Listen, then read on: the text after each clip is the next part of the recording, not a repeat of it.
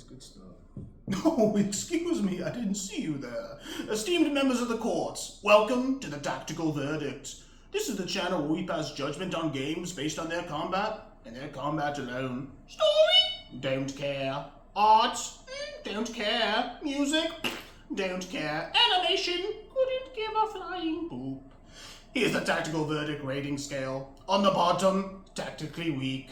These games are as deep as a puddle, and not even a child would want to splash in it. Tactically meek. These games are like an onion. If an onion only had 3 layers. Then we have the tactical treat. These games feature multiple systems that force the player to engage with them if they wish to be successful. And finally, tactical feast. These games feature so many systems and decision-making on behalf of the player that the possibilities seem almost endless. This, my friends, is Tactical Nirvana. On trial today is Dragon Quest XI Echoes of the Elusive Age, the definitive edition. I'll see you in court.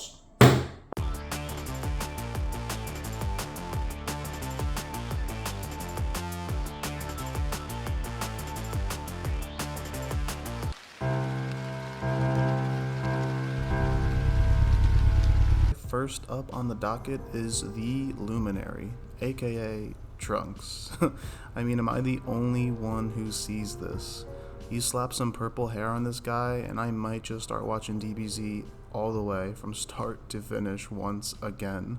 I mean, Trunks time travels, and wouldn't you know it, the Luminary also time travels. Hey man, Akira Toriyama certainly has a style. He says I'm sticking with it and I respect it. Just as I hope you all respect that I will be referring to our hero, the Luminary, as Trunks for the remainder of this video, because it just feels right. In Dragon Quest XI, Trunks is the god of thunder and the master of blades. Given that he has the most extensive greatsword tree, with his unbridled blade ability being one of the strongest single target attacks that you can get early on.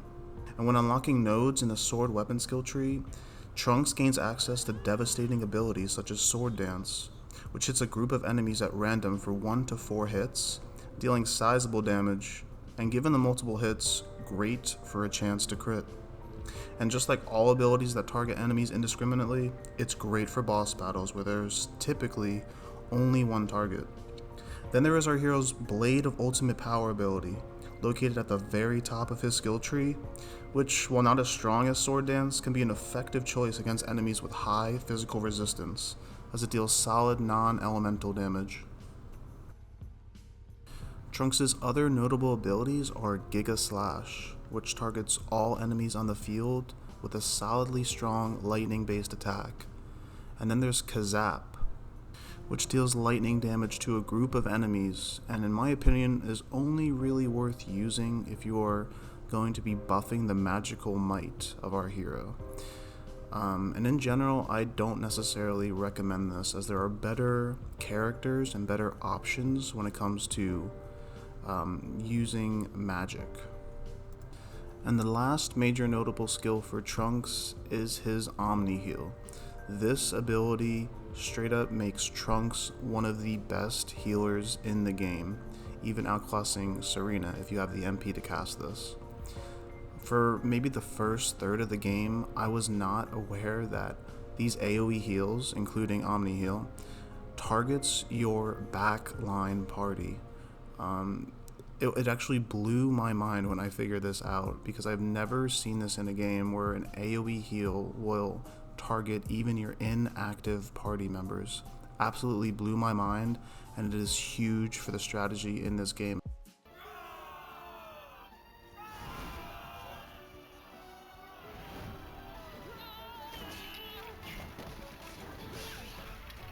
Next up on the list is Erik, the second party member that you get in the game, and who for some reason speaks with a Jersey accent. Hey, there's no need to get all worked up. We're just here to make a delivery, that's all. Well, don't leave the poor guy hanging. Hand it over. I don't know why they decided to do this, especially with all the characters just speaking so differently. It's like everybody has like a different country of origin. It's like we just got the smorgasbord when it comes to the squad. But Erik's voice is something else. I'm from Jersey, and there's this pizza place that my girlfriend and I went to called Johnny Napkins, and we just thought it was one of the funniest names ever. And as soon as Erik started speaking in this game, that is what he was known as. We just call him Johnny Napkins whenever he appears on screen. So what does Johnny Napkins bring to the table? Well, he's your typical assassin thief archetype. His notable and unique skills include Dodgy Character, which boosts your evasion rate, Divide, which creates 2 doppelgangers of yourself and triples the damage done, which this is one of his fattest abilities. You should pop this whenever you can.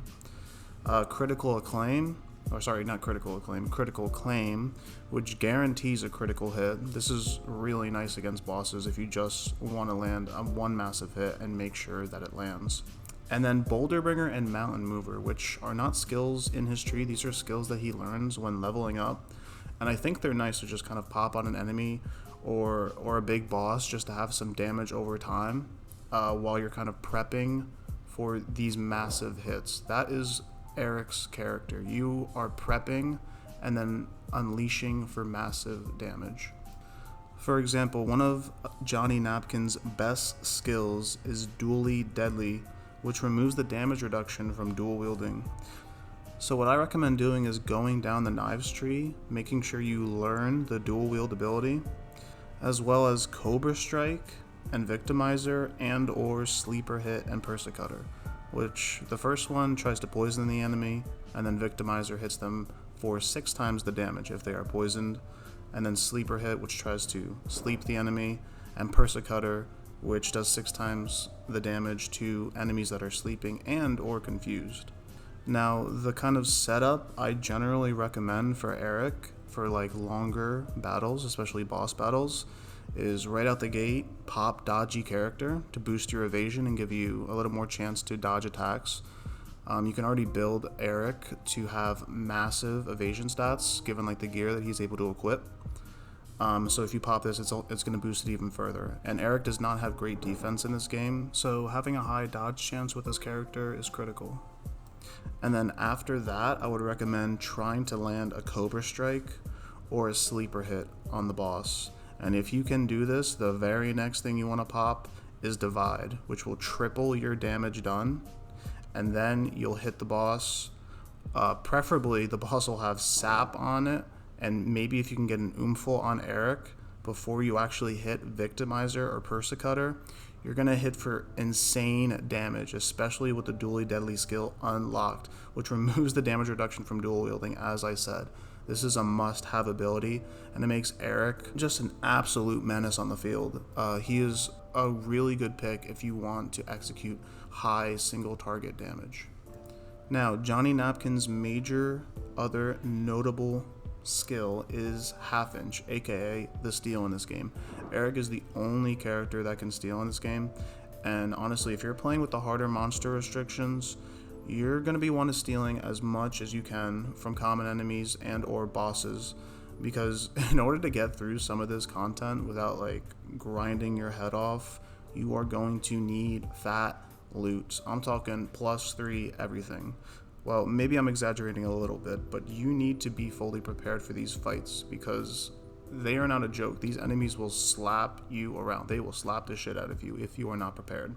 So stealing is huge, and also in the Guile tree that Erik has, there's a ton of deafness boosts, which is essentially your luck stat.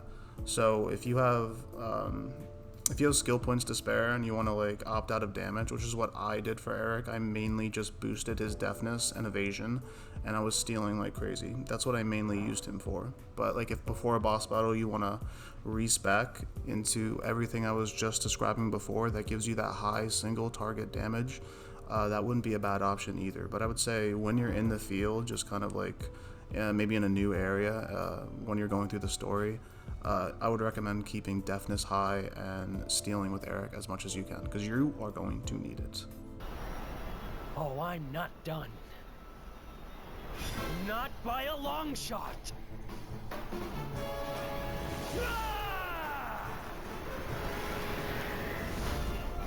Moving on to Serena, the sister who is not annoying. Veronica, I hate you. Anyway, what does Serena excel at? Well, Serena is your classic white mage. She has the best magical mending stat in the game if you build her the right way. I mean, she's pretty much designed to function that way, especially given the gear that only she can equip that boosts your magical mending. And she's also really good at protecting your party against the elements. In her Harvestry tree, you can get pretty much elemental reduction for every element in the game. And I would say the base level of these nodes, especially with the super strong monsters restriction, really isn't enough to thwart the damage that some of these enemies and bosses are throwing at you. But if you go on to get the Holier Hymns nodes, which essentially buffs all these damage or these elemental reduction spells. There's actually 2 nodes that buff this. Then you're going to start to see some massive returns when it comes to mitigating that damage. And I think it's one of the must-have skills in the game for Serena. Now when it comes to healing, Serena also has pretty much the best multi-heal, since that's going to scale with your magical mending stat.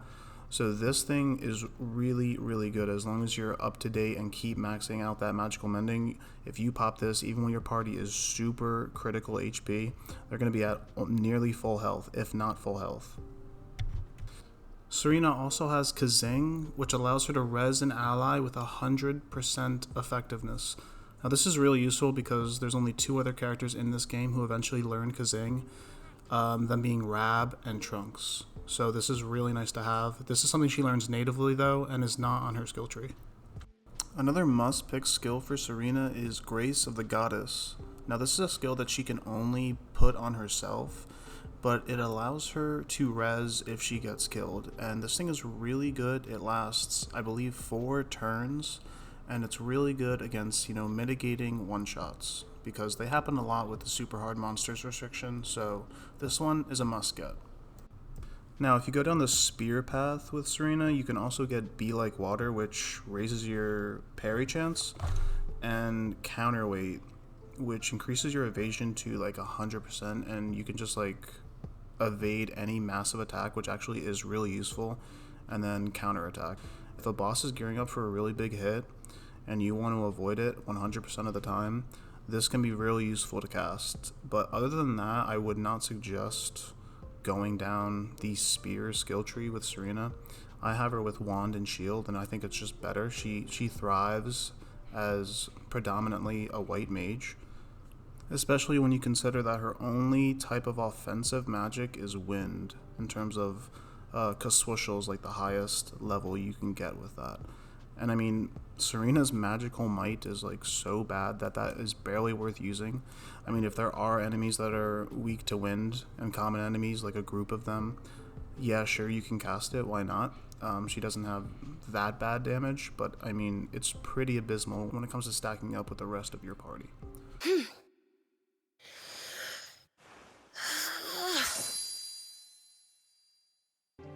Veronica, the little witch that could. Veronica is your black mage, and she is likely to have the highest magical might stat in your party. Aside from Rab, who can kind of be your tertiary black mage of sorts. But Veronica, this is really where she shines. She should have the highest magical might in the game, and let's take a look at why. Well, Veronica is the only one who can cast the highest single target fire spell in this game. She's also the only one who can use light magic, and Kaboomal is absolutely devastating, especially if enemies are weak to it.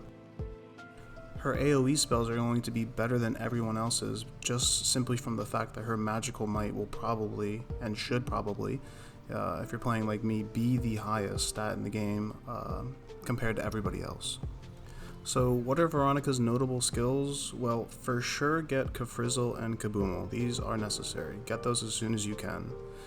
And then there's Channel Anger, which is located in Veronica's Vim tree, and this boosts your magical might by somewhere up to 50%. So this is just huge damage, free damage, and it's, it's one ability. You pop it and you're good to go, and it lasts for 4 to 6 turns, so there's no reason not to get this. And of course, one of my favorite abilities is Enchanting Echo. This gives Veronica a 20% chance to double cast for free, no MP cost. And when it lands, it is so satisfying. So yeah, get this skill and profit. Now the other skills that are present in her Vim tree that are must picks are all the elemental damage reduction nodes, because Veronica already has like the worst base defense in the game. I mean, you could boost it a bit with gear, but I think it's more important to just focus on magical might and then increase her defense through other means with buffs. And given that a lot of bosses and enemies use AoE magical attacks, if you have this damage reduction and then you also add on top of that Serena's elemental damage mitigation, you're gonna make Veronica immediately more survivable. And then if you add a buff on top of that, she's going to be in way better shape and be able to withstand more attacks, though not very many. She's still very susceptible to getting one-shotted. But on the flip side, she hits like an absolute truck. Now, Veronica does have other special skill nodes in her whip skill tree, but honestly, until you've maxed out the heavy wands, which I believe is really her best setup, I would not even venture into the whip skill tree until you have excess points to spend. She is a black mage through and through, and that is what she excels at. Oh yes, very queenly.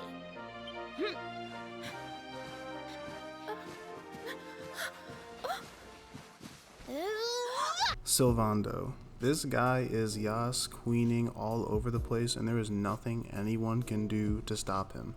This guy is a tour de force. I mean, even his own incredibly militant straight father ends up in tights dancing with his parade troupe towards the end.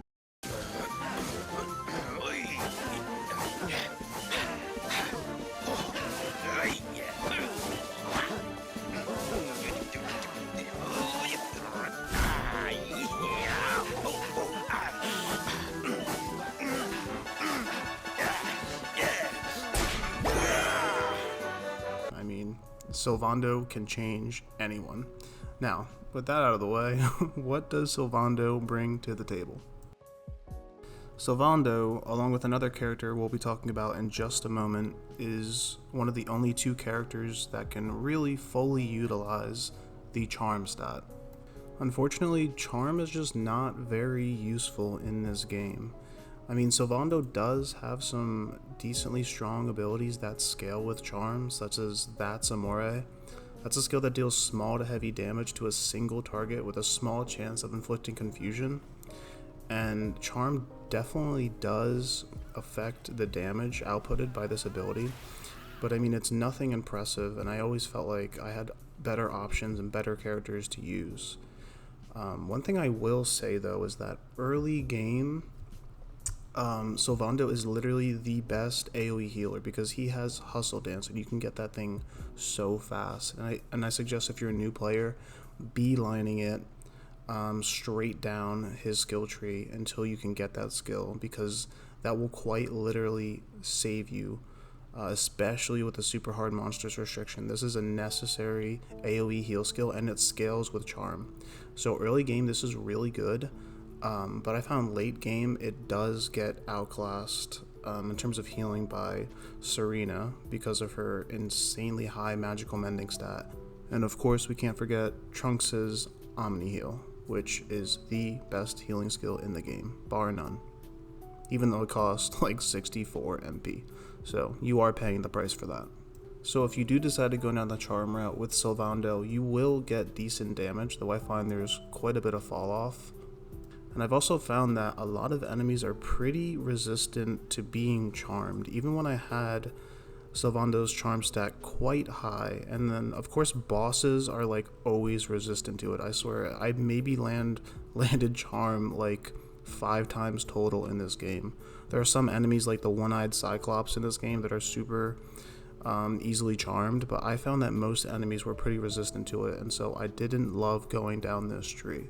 And to be perfectly honest, now that I am late game, post game, I barely use Sylvando for anything. He's just simply outclassed by almost every other character, and I don't really feel a need to use him. If I have to use him, I'll throw him in there, Maybe pop a hustle dance, maybe pop a buff to, increase everybody's agility, something like that. I have him equipped with a sword and shield, so maybe he stays up a little bit longer, because he's certainly not charming any bosses, and he's not doing great damage. So yeah, I'll put him in if I really need to, but usually he's just sitting in my inactive party. But early game, fantastic choice. Morning, darling! Rab, the pervy old man. Rab is essentially your secondary black mage. He's not as strong as Veronica, given that he doesn't have access to skills like Channel Anger and Enchanting Echo. But Rab does have the best ice skill in the game, and he's also the only one that can use dark magic, which can be really useful against enemies that are weak against that. Though there's really not that many enemies that are weak to dark magic. So what are some of Rab's notable skills? Well, he has Kakrackle and Kazamel, which are the strongest forms of ice and dark magic, respectively. He also has a skill called Caster Sugar, which increases the effectiveness of his spells. He has a nice skill called Clear Your Mind, which removes positive effects from enemies, and I found this useful because I only had this learned with Sylvando. That was like another thing I used Sylvando for, was to remove the positive effects with one of the whip abilities. I think it was like worm slash or something like that. And so having another character that could remove positive effects from bosses, especially like enemies that are pepped up, because they're absolutely devastating in the super hard mode. They are so strong when they're pepped up. So having another character on my roster that could deal with that was very useful. Rab can also learn a skill called Infinite Wisdom, which increases his magical might and magical mending by 2 levels, which is effectively a 50% increase. So this skill is a must-have. It gives him a massive buff, and this skill does a lot of heavy lifting in making Rab more competitive with, the true black mage in your party with Veronica. And he has a really good skill in this claw skill tree called Hand of God, which is a really strong light-based physical attack, but with so many other heavy hitters on the team like Trunks, Jade, and Hendrik, it's kind of hard to advocate using him to attack physically when you just have the other options. I would rather just buff or debuff with him at that point. In terms of usefulness, I would not put Rab very high on the list. Maybe I would put him above Sylvando. But with the stacked character roster that we have, he is definitely low on the totem pole.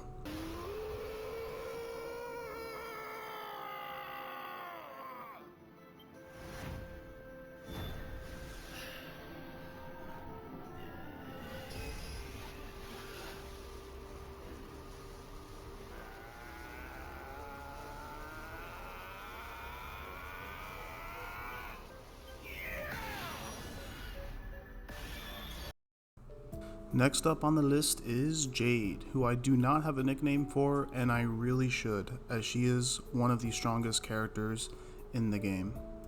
So what are Jade's notable skills? Well, there's 2 that are sort of her bread and butter. And there's one skill that she learns natively. It's actually the only native skill that she learns throughout the whole game, and luckily it's also one of her best. And this skill is called Revamp. It increases Jade's defense, agility, attack, and status ailment resistance all in one click, and it lasts for 4 turns.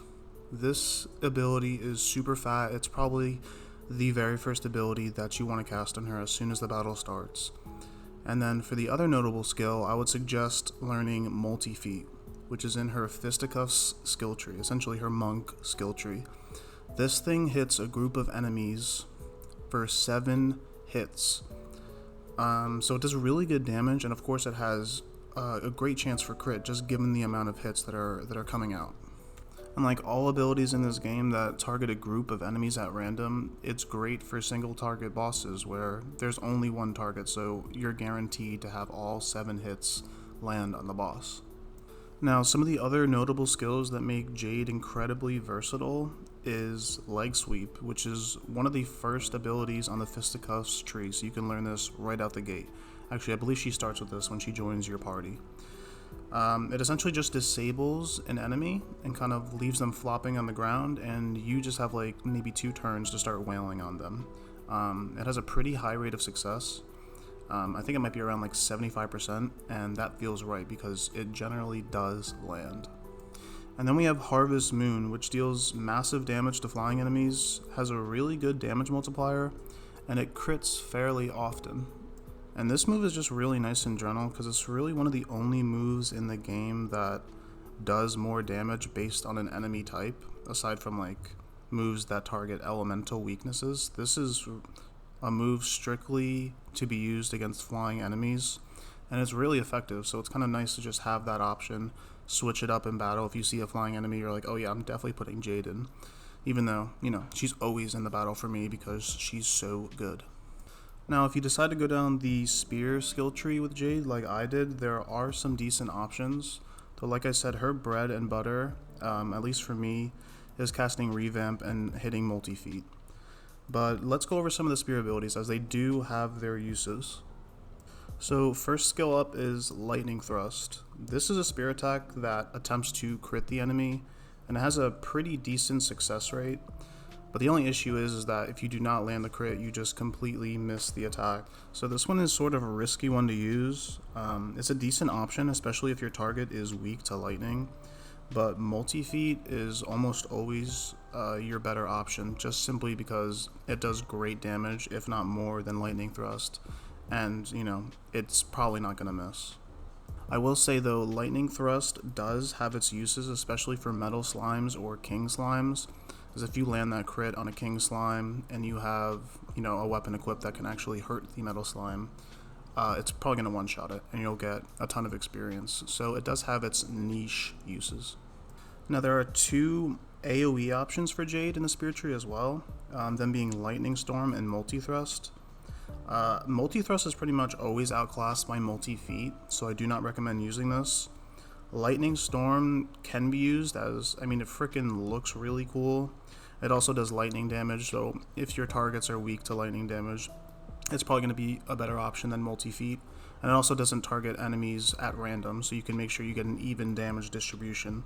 And it also has like a 10% chance to shock the enemy. I think it's like paralyze.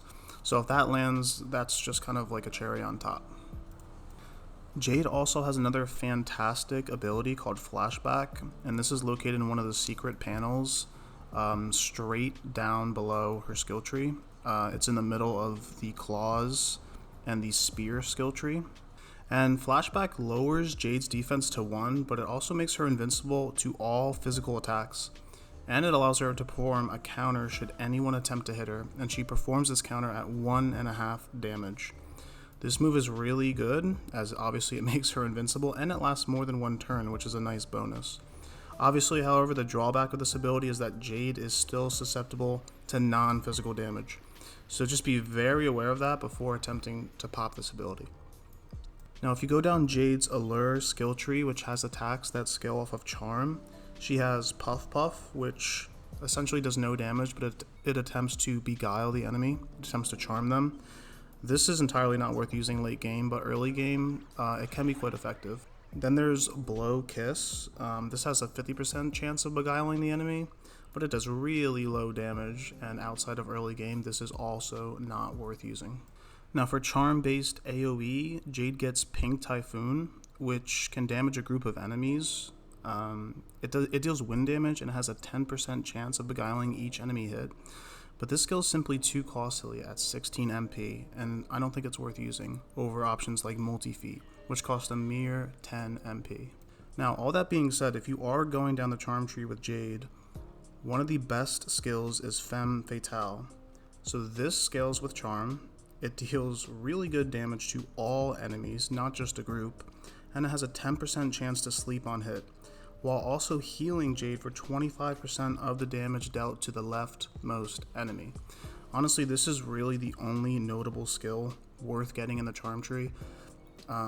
If I were you, I would skip out on charm entirely, especially since Jade has that revamp ability, and it boosts her attack, which obviously the charm attacks will get no benefit from that.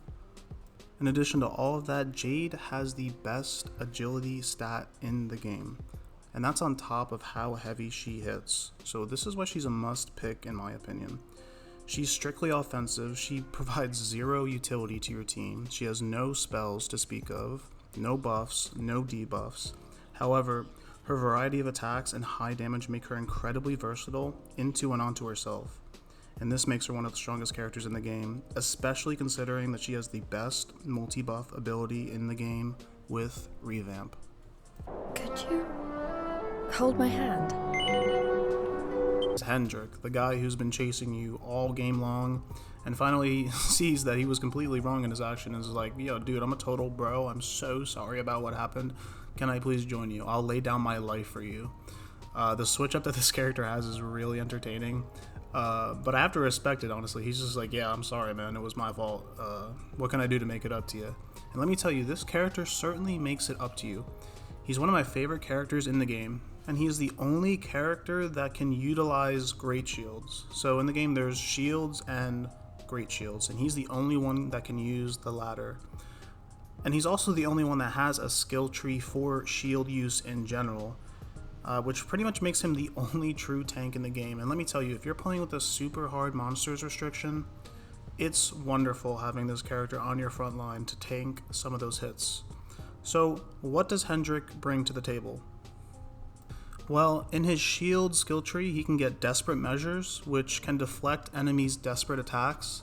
These are the attacks that happen whenever an enemy is going to essentially crit you for like 100% success rate. You'll see this written in text when an enemy does this. Now, a lot of bosses have this ability or have that high crit chance, so they're hitting for desperate attacks quite often. So this ability is a lifesaver. If it happens to target Hendrik, he's going to completely deflect that and pretty much give you another turn to survive, because a crit can even kill Hendrik, who has the biggest HP pool in the game as well as the best defenses. So definitely get this ability. And then we have Back At Ya, which lets Hendrik reflect all physical attacks directly back at the attacker. And in my opinion, this one is not worth using. One, because it provides no damage mitigation whatsoever. And two, because it only lasts one turn. And I feel like you're better off using that turn to either defend, buff, or use one of Hendrik's stronger offensive abilities to deal damage. Hendrik also has an ability called A Cut Above, which is a multi-hit ability, but it deals incredibly low damage, and I don't believe this one is worth using at all. It is great for metal slimes though, because of the multi-hit. You can just get it in a ton of hits if you're using a metal sword, so it does have its uses. One of Hendrik's best skills, which is also in the shield skill tree, is Immense Defense, which raises his block chance by a whopping 50%, and this is absolutely massive. So this is 50% on top of the block chance that whatever shield you equip provides. And then additionally, in the shield skill tree, you can also get plus 6% block chance. So if you have 50% with this Immense Defense ability, you add your block chance with your shield, which might be around 8%, get like 58, and then that plus 6 will be 64% chance to block. So this skill provides a ton of value. Now, for Hendrik's unique damaging abilities, I'm going to talk about two in general right now. This was the bread and butter. This is what I used with Hendrik for the longest time, and in fact, I still use it given that the MP cost is so low. And that will be first using Double Up. This is one of Hendrik's greatest skills. It reduces his defense by like 25%, but it also gives him a 50% increase in attack damage. And since Hendrik already has a ton of HP, really high block chance, and then plus if you have like a buff on him, if you pop this Double Up, it's only going to reduce that buff defense down by 1. So you're not going to go to like negative defense, so it's really not even that much of a gimp if you already have, say, buff on this character as well. And the other ability that I used just constantly with Double Up was Double Edge Slash, which does massive damage but at the expense of the user's own HP. Now this ability only costs 6 MP, and there is a weapon in this game called the Miracle Sword, which gives the user back HP every time they attack. And so when used in concert with this Double Edge Slash ability, which is dealing really good damage, instead of losing HP from this attack, which can really hurt Hendrik and like leave him susceptible to getting one shot, I was pretty much recovering all my HP back. So I was having an attack that did a crazy damage, tried to hurt me, but I just healed it all back. Now, I will say that this ability does get outclassed by Gear Falcon Slash, which is probably Hendrik's strongest ability. This thing deals like 400% damage to a single target, and it's 100% his best skill in the game. But at the same time, it also costs 16 MP, which is 10 more MP than Double Edge Slash. So if you have the MP, always cast Gear Falcon Slash, but if you want to preserve your MP, if it's a very long fight and you want to make sure you can have enough MP to cast your buffs and do good damage in the long run, Double Edge Slash is not a bad choice. In fact, it's one of my favorite ones, and I've used it for so long.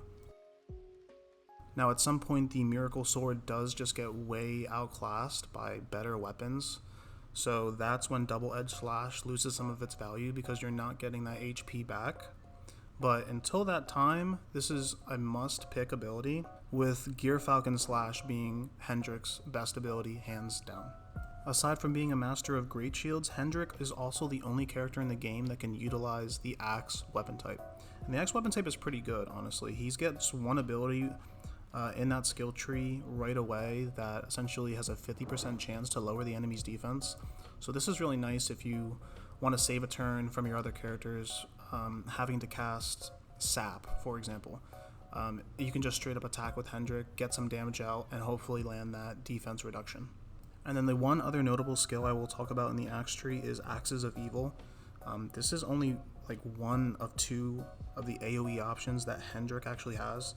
And this thing hits for really good damage, but it also costs a ton of HP. So I would really only use this if you're fighting common enemies in the overworld and you don't care about just burning through MP with Hendrik at a fast rate.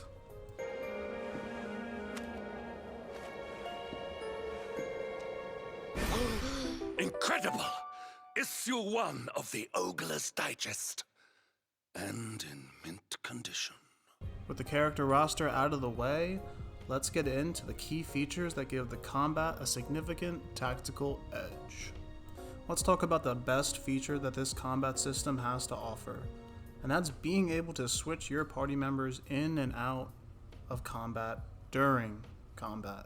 I can't tell you how many games just simply lack this feature, and it's such a small little addition that does so much heavy lifting when it comes to giving combat a tactical edge.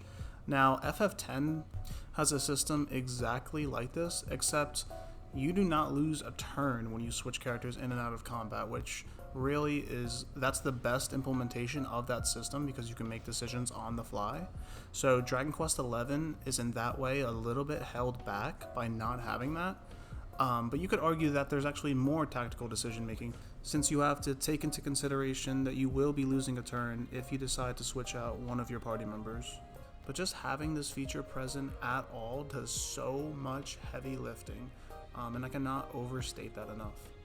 The second key notable feature in combat that gives it an extra tactical edge, and man, I love this so much, it's being able to change your equipment in battle on the fly without losing a turn. I mean, this gives the player every opportunity to adapt to the fight at hand if things start to become difficult. And what's really cool in this game is if, you're using multiple different weapon types. For example, if you go down the Greatsword tree with Trunks and get his Greatsword Guard ability, which increases your parry chance. So if you start a battle with this, you can pop that ability and then immediately switch over on your next turn to say Sword and Shield, but that buff from the Greatsword tree will still be active. And likewise, if you go down the Spear tree with Serena, for example, and get Counterweight or Be Like Water, you can pop these abilities to give her more defensive capabilities and then switch over to Wand and Shield, which I believe she's better suited for, while still retaining the buffs from the Spear's skill tree for however long they remain active. Now this just opens up a whole wealth of options, and if you're not playing on the very hard monsters restrictions, you might not even need to dig into this.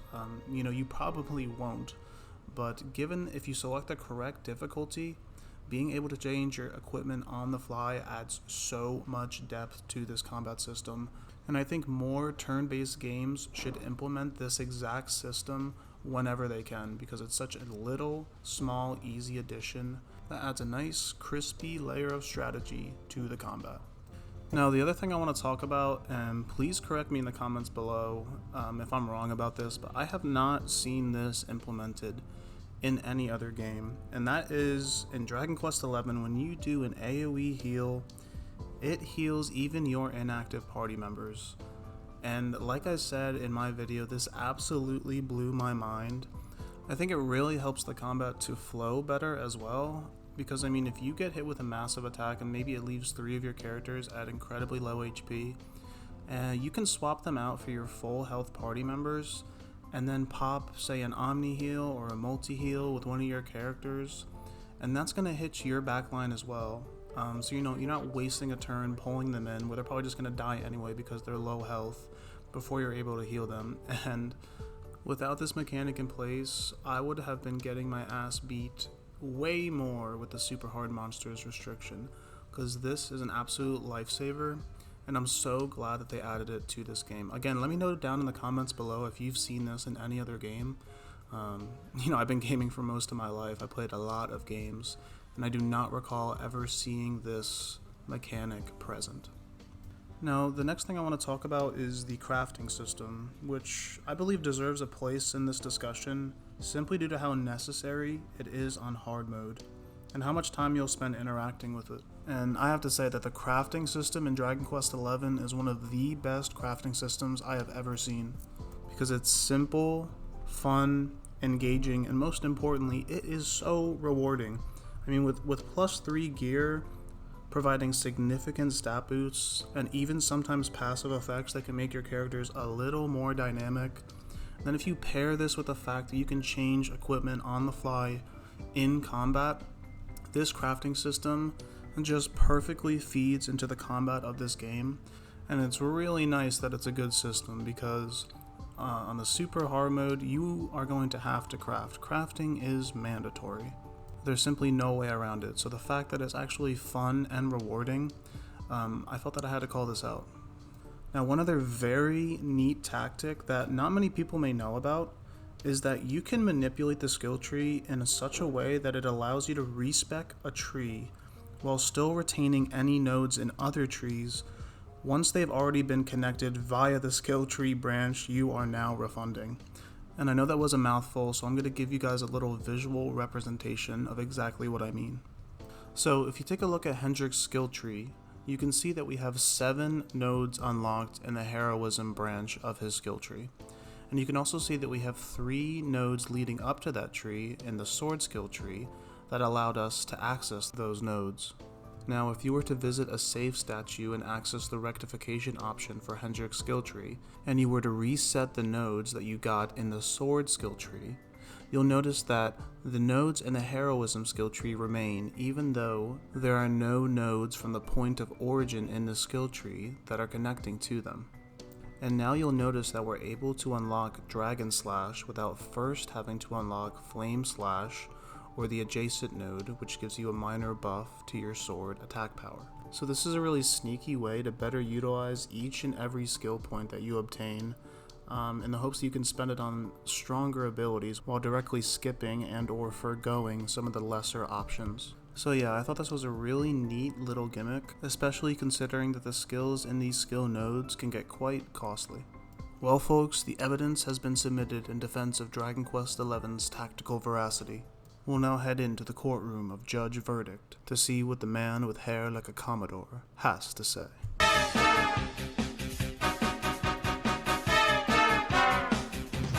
Order! Order! The evidence has been submitted in defense of Dragon Quest XI's tactical veracity, and now the time has come for a verdict. Dragon Quest XI features an extensive cast of characters, each with their own unique abilities. The ability to change your party members in and out on the fly during combat. The ability to change your equipment on the fly in and out during combat. An AoE heal system that targets even your back line, and one of the best crafting systems we've ever had the luxury of experiencing. But while each character is fairly unique, the identical skills within their weapon type skill trees, not counting the unique secret nodes of course, in addition to many skills becoming obsolete in the late post-game, do indeed hurt this game's tactical competency rating. Taking all this into consideration, I hereby officially exonerate Dragon Quest XI of all charges of being tactically meek, or tactically weak, as I declare this game to be a tactical treat. I say, my friends, justice has been served today, and with that, court is adjourned.